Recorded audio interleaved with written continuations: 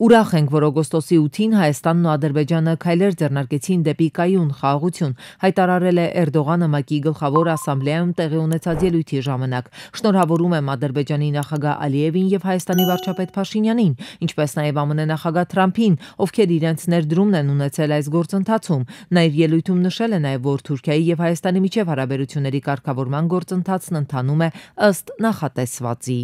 Ուզում եմ եւս մեկ անգամ շնորհավորել Ադրբեջանի նախագահ Իլհամ Ալիևին, Հայաստանի վարչապետ Նիկոլ Փաշինյանին եւ ԱՄՆ նախագահ Դոնալդ Թրամփին այս գործընթացում նրանց ներդրման համար։ Ես կցանկանայի օգտագործել այս հնարավորությունը եւ հայտարարել, որ մեր երկրի եւ Հայաստանի միջև հարաբերությունների կարգավորման գործընթացն ընթանում է ըստ ծրագրի։ Իրանն աջակցում է Հայաստանի եւ Ադրբեջանի միջև խաղաղության գործընթացին, հայտարարել է Իրանի նախագահ Մասուդ Փեզեշքյանը։ Իրանը ողջունում է խաղաղությունն ու կայունությունը եւ կարծում է, որ տարածաշրջանի եւ աշխարհի ապագան պետք է կառուցվի համագործակցության, վստահության եւ համատեղ զարգացման հիման վրա։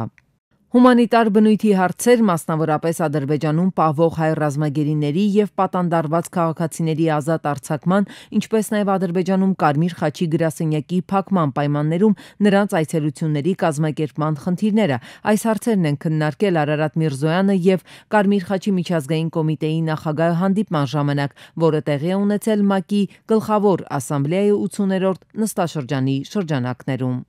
Գյուրջան Կասկադ 60 ամիս փուլային վճարում բազմաթիվ առավելություններ։ Այստեղ գալիս ես մտածում եի հետևյալի մասին, իհարկե կան տեսակետներ, որ Հայաստանում ժողովրդավարությունը շատ է, կան տեսակետներ, որ Հայաստանում ժողովրդավարությունը քիչ է։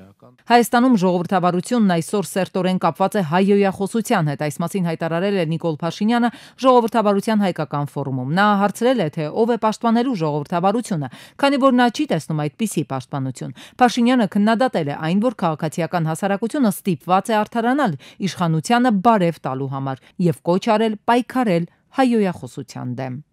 Անկախ հանգամանքից նոր սահմանադրության մեջ երկրորդ հանրապետության անկախության հռչակագիրը կլինի, թե ոչ, այն պատմական իրողություն է։ Այս մասին կառավարության նիստից հետո հայտարարել է Արդարադատության նախարարը՝ ի պատասխան լրագրողի այն հարցին, թե արդյոք չորրորդ հանրապետության հռչակումը կապ ունի անկախության հռչակագիրը պահել-չպահելու հետ։ Գալյանի ձևակերպմամբ անկախության հռչակագիրը պատմության էջերից հնարավոր չէ ջնջել։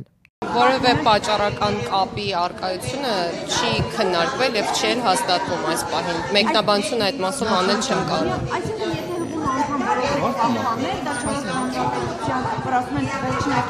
Մեկը մյուսին հակասում է, թե ոչ, կարծում եմ։ Սանկտ Պետերբուրգում Հայաստանի գլխավոր հյուպատոսությունում մահացած են գտել Արցախի նախագահի հատուկ հանձնարարությունների գծով նախկին ներկայացուցիչ Բորիս Ավագյանին։ Նախորդին Բորիս Ավագյանը փախել էր դատարանի դահլիճից, որտեղ նրա նկատմամբ պետք է խափանման միջոց ընտրվեր ավելի քան 4.2 միլիարդ ռուբլի մաքսատուրքերի վճարումից խուսափելու գործով։ Այս մասին հայտնել են Տելեգրամի անալիքները։ Իր տեսաուղերձում Ավագյանը հայտարարել է, որ եկել է հյուպատոսություն, որպեսզի իրեն արտահանձնեն Հայաստանում իր նկատմամբ հարուցված գործով։ Ավագյանը 2021 թվականին ներգրաված է եղել սկանդալի մեջ Ռուսաստանում մաքսատուրքերի չվճարելու համար եւ ձերբակալվել է։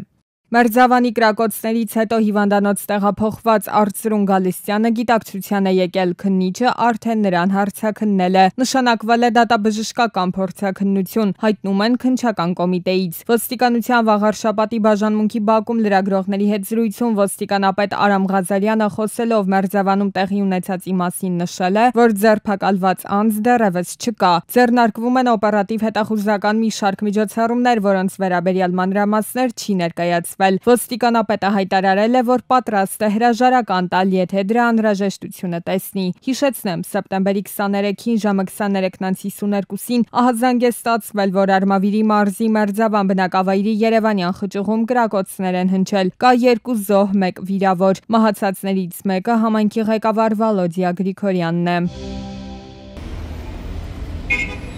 Սեպտեմբերի 23-ին ավտովթար եւ մահվան ելքով վրայերթ է տեղի ունեցել Կոմիտասի պողոտայում։ Թիվ 38 շենքի դիմաց ստորգետնյա անցման հարևանությամբ։ Մեքենան վրայերթի է ենթարկել հետիոտնին, որից հետո տեղի է ունեցել մեկ այլ մեքենայի հետ բախում։ Վրայերթից հետո էլ մեկ այլ մեքենա է ըստ տեղեկությունների վրայերթի ենթարկել հետիոտնի։ Նա տեղում մահացել է, վարորդներից մեկն էլ տեղափոխվել է հիվանդանոց։ Ժամանել են փրկարարչարայության Երևանի թիվ 5 հրշեջ փրկարարական ջոկատի փրկարարները։ Ոստիկանության բարեկային ծառայության 2-րդ գումարտակի 3-րդ վաշտի պարեկները։ Այս հատվածում հաճախ են տեղի ունենում Հայաստանում ճանապարհատրանսպորտային պատահարներ, այդ թվում վրաերթ մահվան ելքով։ Պատճառն այն է, որ մարդիկ չեն անցնում ստորգետնյա անցումով։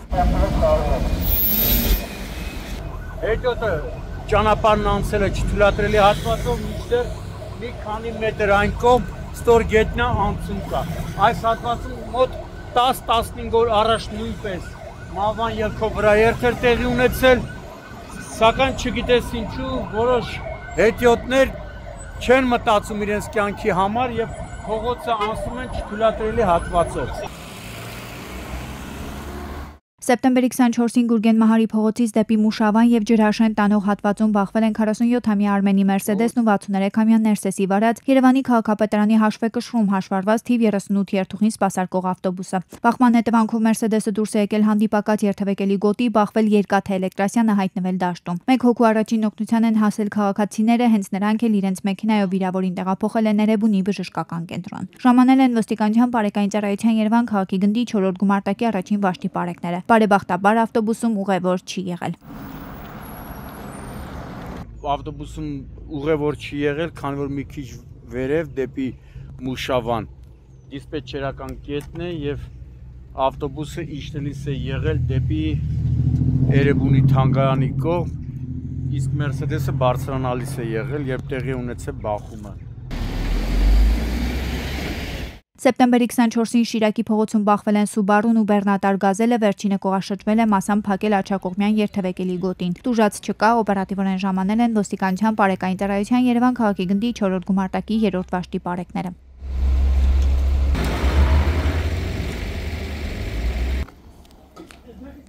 Սեպտեմբերի 23-ին 47-ամյա Արտյոմը Բիդո Ֆրունզե Դովլաթյանի փողոցի թիվ 3-րդ հասցեի մոտ բախվել է Խաչմերուկում տեղադրված վճարային տերմինալին, ապա առաջ ընթացել ու բախվել բնակչի սեփական տան դիմաց տեղադրված Երկաթե Էլեկտրասյանը։ Վարորդին առաջին օգնության են հասել քաղաքացիները, օպերատիվորեն ժամանած Երևանի շտապօգնության բժիշկների հերթապահ խումբը։ Նա տեղափոխվել է Էրեբունի բժշկական կենտրոն։ Օպերատիվ են գործել փրկարարծարայության Երևանի թիվ 4-րդ հրշեջ փրկարարական ջոկատի փրկարարները, ոստիկանության բարեկային ծառայության Երևան քաղաքի գնդի առաջին գումարտակի 3-րդ վաշտի պարեկները։ Խմացության ամենաբարձր աստիճանի է եղել։ Տեղում աշխատել են նաև փրկարարծարայության Երևանի հրշեջ փրկարարական ջոկատից 1 մարտական հաշվարկ, այս պահին արդեն օպերատիվորեն ժամանած Հայաստանի էլեկտրական ցանցեր ընկերության ներկայացուցիչները, այնա տեսնում եք աշխատանքներ են կատարում վթարը վերականգնելու ուղղությամբ։ Նուբարաշենյային ճանապարհն է, որը Երևանը կապում է Արարատի մարզի մի քանի գյուղերին։ Տևական ժամանակ էին հսկայական ճաքերն ու փոսերը իսկական պատուհաս էին դարձել վարորդների համար։ Այսօր լրատվականն ու Շամշանքոմը պարբերաբար ներկայացնում էր խնդիրը, վիճակը գնալով վատթարանում էր։ Ճանապարհաշինարարներն արդեն տեխնիկաները բերում են։ Ամիսներ անց ի վերջո Երևանի քաղաքապետի կարգադրությամբ սկսվել է ճանապարհի նորոգումը։ Անորակ ասֆալտը հեռացնելուց հետո կառուցվելու է պաշտպանիչ բետոնե պատներ։ Իմ տեղեկություններով մոտ 3 ամիս կտևի, բայց աշխատանքները կատարվելու են ամենաբարձր որակի, այդպես խոստացան, ասեցին ճանապարհաշինարարները, ոչ թե լիցք են անելու, այլ ստեղծելու են մոտ մի 40-ից 50 մետր երկարությամբ, մոտ 1.5 մետր լայնությամբ, մոտ 10 մետր խորությամբ, 10-15 մետր խորությամբ բետոնե հենապատ, ինչը հաստատ կապահովի, որ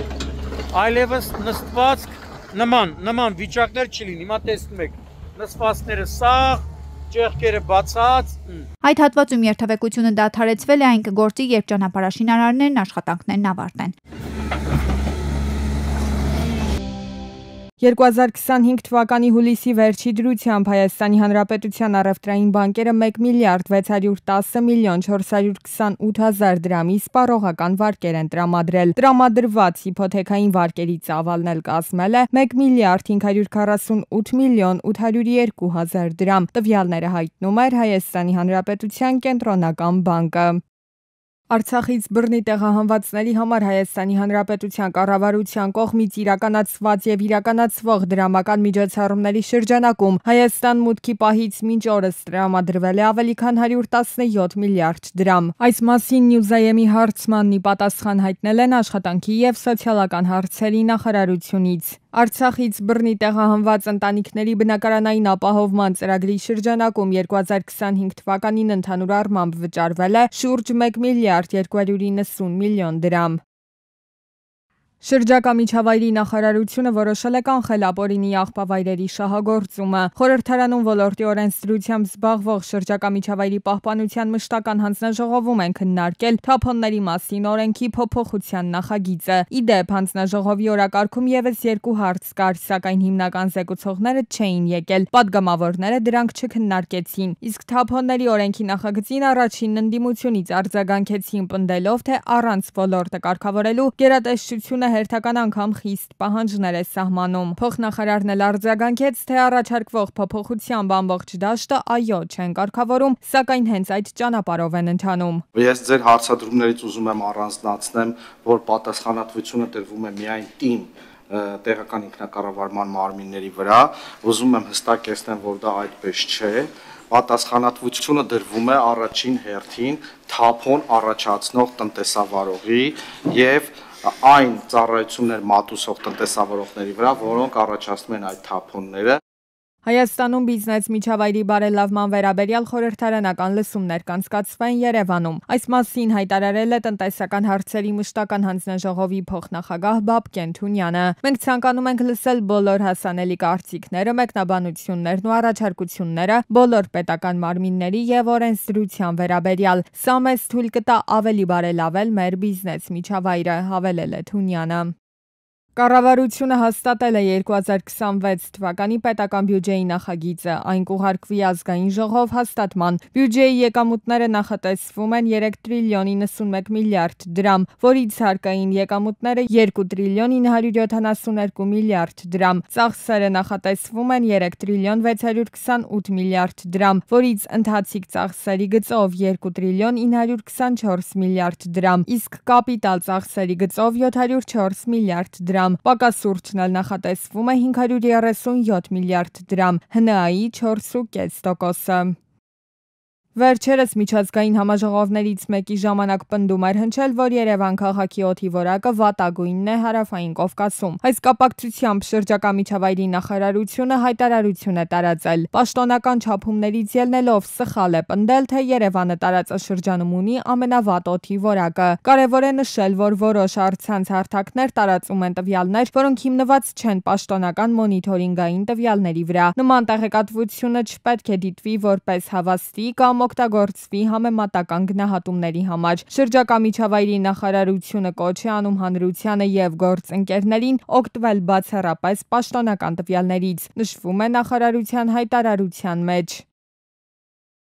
G7-ի ղեկավարները դիտարկում են հազվագյուտ մետաղների համար նվազագույն գների սահմանման հնարավորությունը, դրանց արտադրությունը խթանելու նպատակով։ Միացյալ Նահանգները բանակցություններ է վարում G7-ի եւ Եվրամիության առաջնորդների հետ ավելի լայն առևտրային միջոցների շուրջ, որոնք ուղղված են հազվագյուտ մետաղների գների դեմպինգը կանխելուն։ Դրանց շարքում են մաքսատուրքերը, նվազագույն գները եւ այլ քայլեր։ Քննարկվող հիմնական հարցերից մեկն այն է, թե արդյոք պետք է խստացնել օտարերկրյա ներդրումների կարգավորումը կենսական կարևորություն ունեցող հումքի ոլորտում, որպեսզի ընկերությունները չտեղափոխվեն Չինաստան։ Ռուսաստանի բյուջեի դեֆիցիտը 2026 թվականին նախատեսվում է ՀՆԱ-ի 1.6% մակարդակում, հետագայում այն կկրճատվի մինչև 1.2% 2027 թվականին եւ մինչև 1.3% 2028 թվականին։ Այս տվյալները ներկայացրել է ֆինանսների նախարարությունը։ Ըստ պաշտոնական հայտարարության նման պարամետրերը վկայում են բյուջեի հավասարակշռության մասին, ինչը ապահովում է պետական բոլոր պարտավորությունների ֆինանսավորումը եւ երկրի ֆինանսական սուվերենության ամրապնդումը։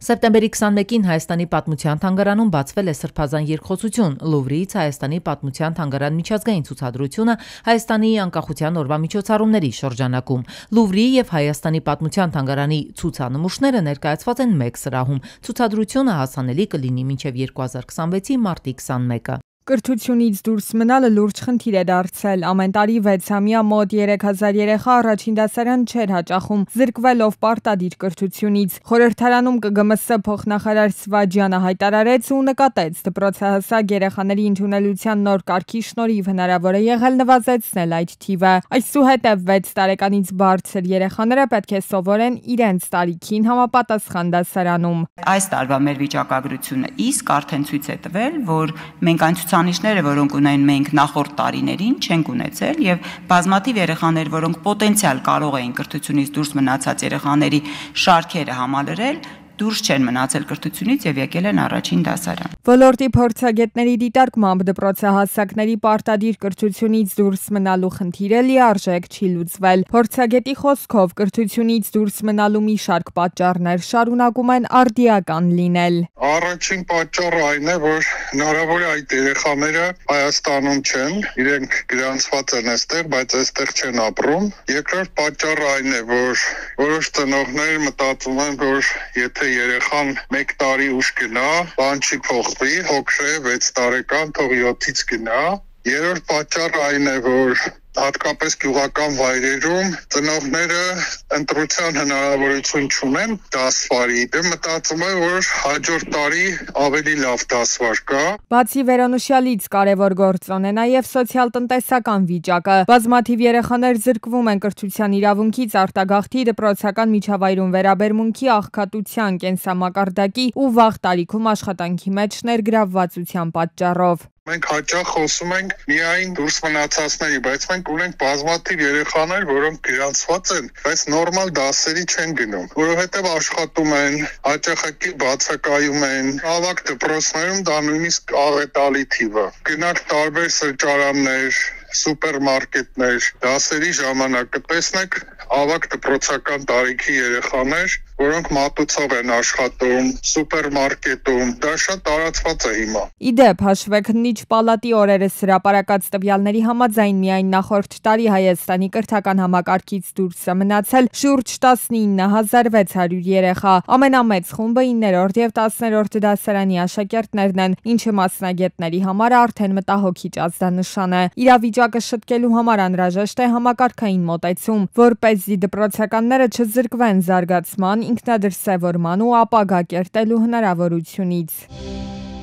Հայաստանը կրկին ընդգրկվել է Եվրամիության ավիացիոն սև ցուցակում, ինչը արգելում է հայկական ավիաընկերությունների թռիչքները դեպի Եվրոպա։ Զրկվելով եվրոպական ուղղություններով թռիչքներից, որքան հնարավոր շահույթ են կորցրել հայաստանյան ավիաընկերությունները կամ պետությունը, պաշտոնական հաշվարկներ չկան, ինչ տնտեսական վնասներ են կրել Եվրամիության շուկա մուտք գործելու արգելքի պատճառով։ Ավիացիոն ոլորտի մասնագետները նշում են, որ սև ցուցակում մնալը տնտեսական վնասներ է հասցնում Հայաստանին եւ ուղևորներին, սահմանափակելով մատչելի ծառայությունները, կան գնահատականներ հնարավոր եկամտի կորուստների մասին։ Այն ազդում է օտար երկրյա գործընկերների ներդրումային այդ պրոյեկտների վրա, բացասաբար է ազդում, քանի որ նրանք շարունակաբար տեսնելով, որ ոչ մի դրական փոփոխություն չկա, ցուցակից դուրս գալու, նրանք ոնց որ այսպես անվստահություն